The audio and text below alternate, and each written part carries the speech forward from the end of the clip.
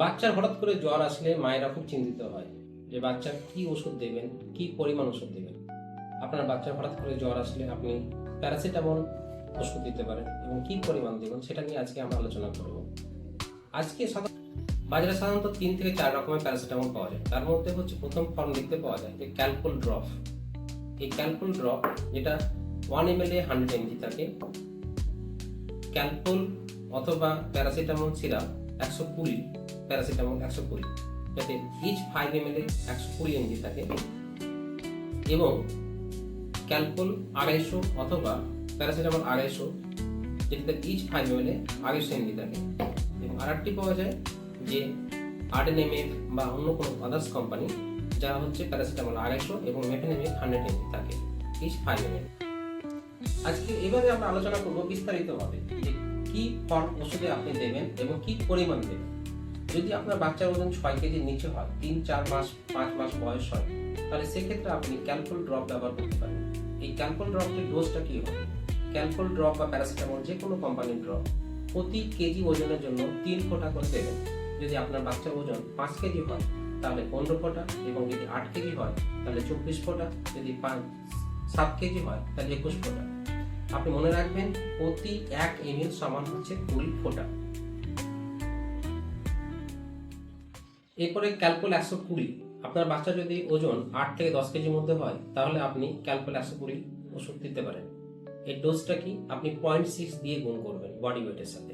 যদি বাচ্চার ওজন যদি আপনার 7 কেজি হয় তাহলে 7 × 6, 0.6 আপনার হচ্ছে 4.2 ml। আপনার বাচ্চা যদি 8 কেজি হয় তাহলে 8 × 0.6 অর্থাৎ 4.8 ml, মানে 5 ml।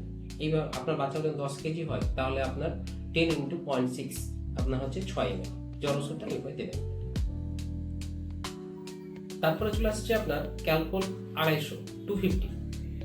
আপনার বাচ্চার ওজন যদি 10 কেজি থেকে 25 কেজির মধ্যে থাকে তাহলে সেক্ষেত্রে আপনি ক্যালপল 250 ব্যবহার করুন। এটার ডোজটা কি হবে? আপনার বডি ওয়েট ইন্টু 0.3, অর্থাৎ বাচ্চার ওজন যদি আপনার 10 কেজি হয় ইন্টু 0.3 অর্থাৎ 3 ml।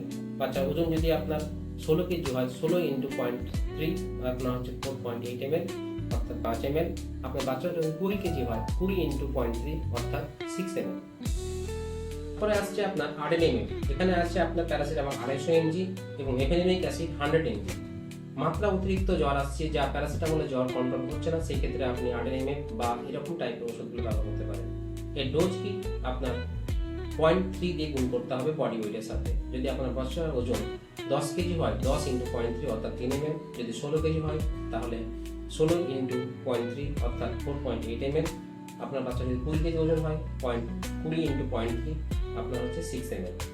এই জ্বর ওষুধটা আপনার মাত্রা অতিরিক্ত জ্বরের জন্য ব্যবহার করতে পারেন। এমনকি দাঁতে ব্যথা, পায়ে ব্যথা, বিভিন্ন রকম ব্যথা যদি হয় বাচ্চাদের, সেক্ষেত্রে আপনি এই ওষুধটা ব্যবহার করতে পারেন। বাচ্চাকে আপনি জ্বর ওষুধ কতবার দিতে পারেন? যদি আপনার বাচ্চার জ্বর আসে তাহলে প্রতি 6 ঘন্টা বা 5 ঘন্টা পর পর জ্বর ওষুধ দিতে পারেন।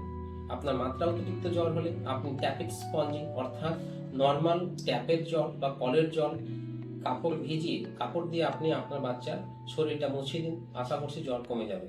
প্রত্যেক 6 ঘন্টা পর পর জ্বর ওষুধ দেওয়া সেফ, কোনো ভয় নেই। অনেক মায়েদের চিন্তা থাকে যে জ্বরের ওষুধটা পুরনো, অর্থাৎ কাটা ওষুধ বাড়িতে আছে, সেটা কি দেওয়া যাবে? আপনার বাচ্চার যদি হঠাৎ করে জ্বর আসে সেই ক্ষেত্রে আপনি জ্বরের পুরনো ওষুধও যদি এক্সপায়ারি না হয় তাহলে অবশ্যই দিতে পারেন, কোনো ভয় নেই। হয়তো তার এফিকেসি একটু কম হতে পারে, কিন্তু এমার্জেন্সি কন্ডিশনে নতুন জ্বর ওষুধ না পেলেও পুরনো জ্বর ওষুধ অবশ্যই ব্যবহার করুন এবং ডোজ যা নির্দিষ্ট নিয়মে আমি বললাম সেই নির্দিষ্ট নিয়মে দিন, কোনো ভয় নেই। আশা করছি এই ভিডিওটি আপনাদের ভালো লাগবে। এই টাইপের ইনফরমেটিভ ভিডিও পেতে আমাদের চ্যানেলটিকে সাবস্ক্রাইব করুন এবং সঙ্গে থাকুন। ধন্যবাদ।